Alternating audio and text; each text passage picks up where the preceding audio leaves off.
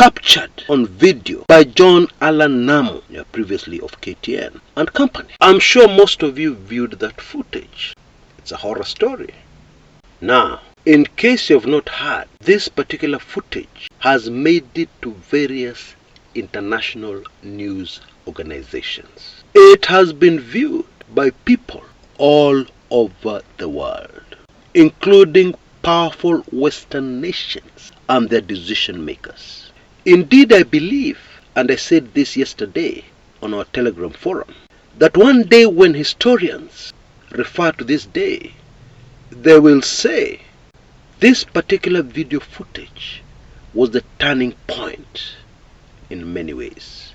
The turning point of the fight for electoral justice in Kenya. Honorable Anthony Kimani Ichung'wah does not like revealing his age. It's very difficult to find his age listed.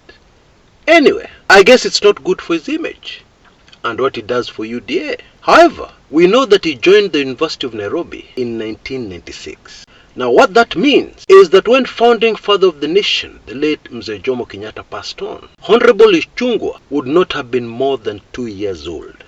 He was less than 2 years old. So when he talks about Kenyatta family properties, he is relying very heavily on what he has been told and what he has read. Okay?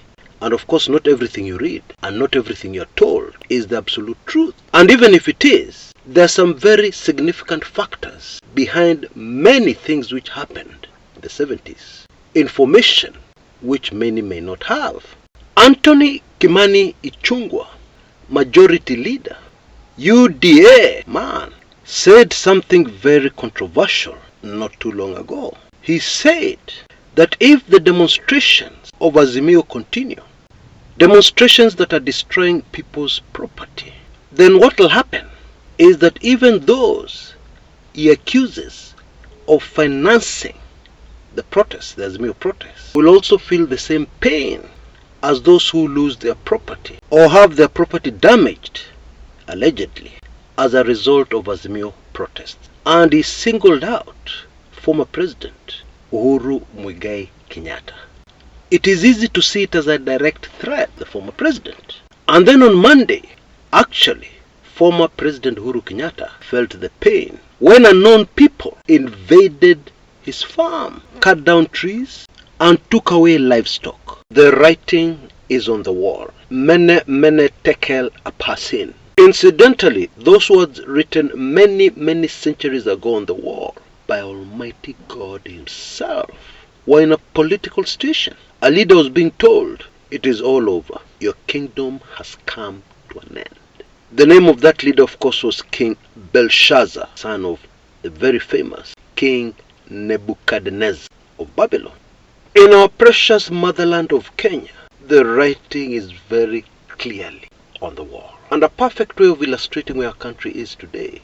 Kenya is that bus hurtling down the hill with the brakes not working. The brakes have failed and the lights of this bus are flashing and it is hooting very loudly. But many of those vehicles in front are not paying attention. Some people on the bus are asleep. They have no idea what is happening. They have no idea that there's danger. That is exactly where we are as a country today.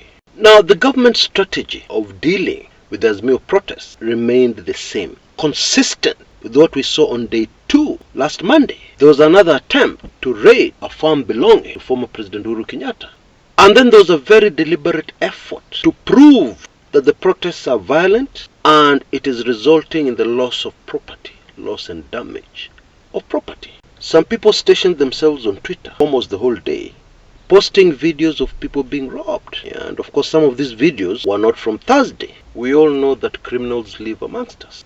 And they'll of course take advantage of any situation to continue with their bad habits. But what was going on Twitter yesterday and right across social media was very organized, pre-arranged, carefully planned, and well executed. Now, the reaction of big Western powers to what is unfolding in Kenya has changed very dramatically since Monday. And many Kenyans are puzzled as to why. Now, let's get a few things straight. Foreign powers and foreign governments don't care about you, ordinary Kenyan. Don't. They care about the ordinary citizen of their own country. They have more than they can deal with on their plate, dealing with their people back home.